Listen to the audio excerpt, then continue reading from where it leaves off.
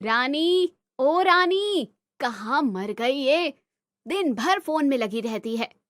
क्या है मम्मी, क्यों चिल्ला रही हो?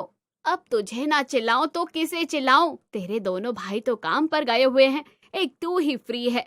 क्या मम्मी, जब देखो ताने मारती रहती हो। और आज तो कॉलेज की छुट्टी भी है, मैं सो रही थी। हाँ हाँ, पता है पता है। अब जा मार्केट जा और ये पकड़ लिस्ट, जाके सामान खरीद ला। क्या बात है माँ, ये सब क्यों?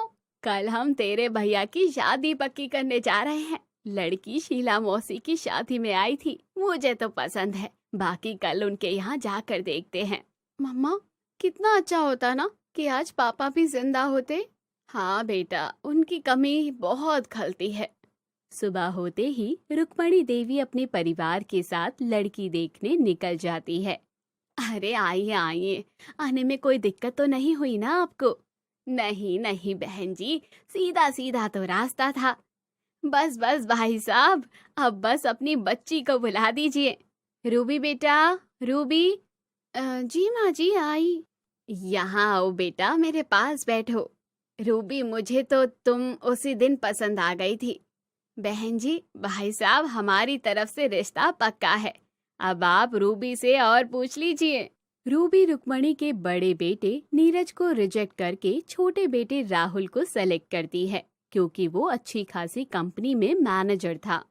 रुक्मणी बड़े बेटे के लिए भी जल्दी ही लड़की ढूंढ लेती है और अपने दोनों बेटों की शादी करा देती है।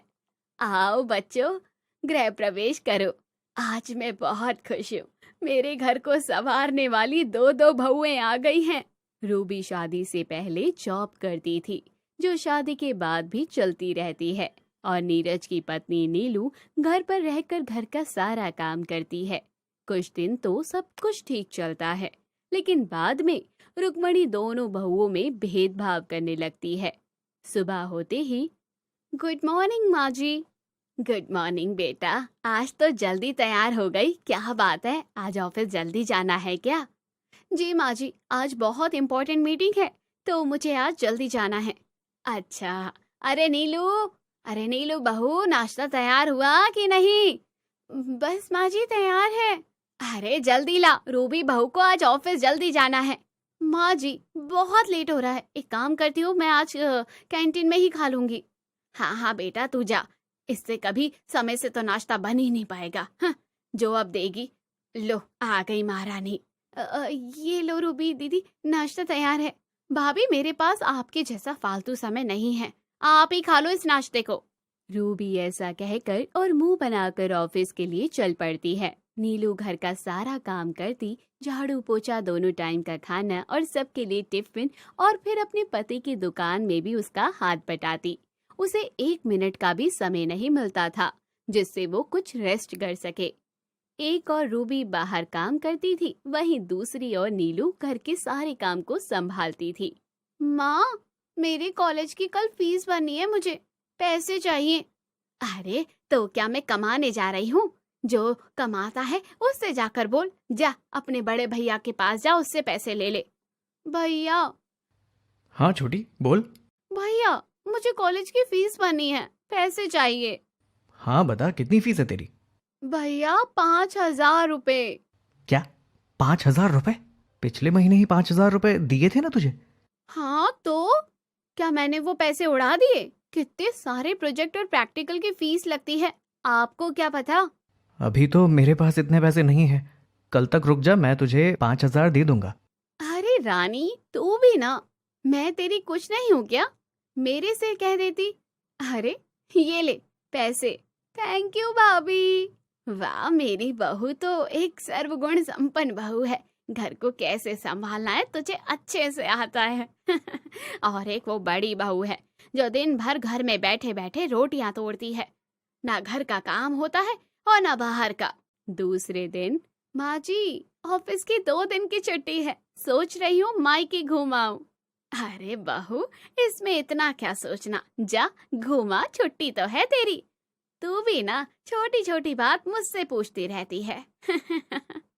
रूबी जब मायके की बात कर रही होती है, तभी फोन की घंटी बजती है।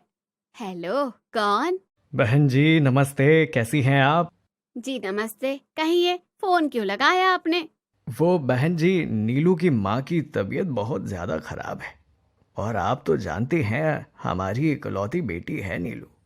आप उसे कुछ दिन के लिए भेज देते तो अच्छा होता। एक काम क्यों नहीं करते भाई साहब? आप अपनी बेटी को हमेशा के लिए क्यों नहीं ले जाते? वैसे भी यहाँ करती क्या है? बहन जी, आप ऐसा क्यों बोल रही हैं? हमारी बेटी तो घर का सारा काम अच्छे से कर लेती है। हाँ तो थोड़ा बाहर का काम सिखा दिया होता तो थोड़े पैसे भी आते। और तो और मेरी छोटी बहू को देखो, 25,000 रुपए महीना कमाती है और घर का भी ख्याल रखती है। और ये सिर्फ घर का थोड़ा मोड़ा काम कर लेती है बस। वैसे भी रहता ही क्या है घर का काम। रुक्मणी फोन काट देती है और नीलू से उसकी माँ की तबीयत के बारे में कुछ नहीं बताती। रूबी अपने मायके चली जाती है और 2 दिन रहने के बाद वो घर वापस आ जाती है। बहू, कैसे हैं घर में सब? सब अच्छे हैं माँ जी। सास और बहू बात ही कर रहे थे कि तभी फिर से फोन की घंटी बजती है और खबर आती है कि नीलू की माँ अब रही नहीं। रुक्मणी ये बात अपनी बड़ी बहू को बताती है। नीलू रोते भागते हुए अपने मायके चली जाती है। पिताजी, ये कैसे हो गया पिताजी? बेटा, तेरी माँ ने तुझे अंत तक बहुत याद किया। याद किया था तो आपने मुझे बुलाया क्यों नहीं पिताजी? क्या एक लड़की शादी के बाद इतनी पराई हो जाती है? नहीं बेटा, ऐसी बात नहीं है। मैंने तुझे फोन लगाया था, लेकिन रुक्मणी जी ने मुझे खरी खोटी सुनाकर फोन काट दिया। नीलू जब ये बात अपने पिताजी से सुनती है तो उसे बहुत दुख होता है। वो फूट फूट कर बहुत रोती है क्योंकि जीवन के आखिरी मोड़ में भी वो पास होकर भी अपनी माँ से इतनी दूर थी। उसने अपनी माँ को हमेशा के लिए खो दिया था। वो अपने ससुराल वापस जाती है। वाह माँ जी, आपने जो किया है उसके लिए तो आपको अच्छा अवार्ड मिलना चाहिए था। वाह, मेरे पिताजी ने आपको फोन पर मेरी माँ की तबीयत के बारे में सब बताया था, पर आपने किया क्या? एक बच्ची को अपनी माँ से दूर रखा। क्या मिला माँ जी आपको? हाँ बताइए। वो अब मैं एक पल भी इस घर में नहीं रहूंगी जहाँ इंसानों से ज्यादा पैसों को अहमियत दी जाती है। पर जाते जाते माँ जी, एक बात पूछना चाहती हूँ। मैं जो इस घर में दिन रात ड्यूटी कर रही थी, मुझे उसकी पेमेंट क्या देंगी आप? और ऐसा कहकर नीलू अपने मायके चली जाती है। उसके पति को जैसे ही पता चलता है, वो भी नीलू के पास चला जाता है। कुछ दिन तो सब ठीक चलता है, पर फिर माँ जी, अब और नहीं होता मेरे से ये सारा दिन भर का काम। जॉब पर रहो और घर आकर झाड़ू पोछा खाना बर्तन। कल से मैं ये कोई काम नहीं करने वाली। हाँ। अरे बहू, तू नहीं करेगी तो कौन करेगा रे? अरे, मैं बूढ़ी हो चली हूँ, मेरे से करवाएगी क्या ये सब काम? देखिए माँ जी, मैं घर चला रही हूँ तो आपको तो ये घर का काम करना ही होगा। अगर नहीं करोगी तो फिर मेरे से पैसों की कोई उम्मीद मत रखना।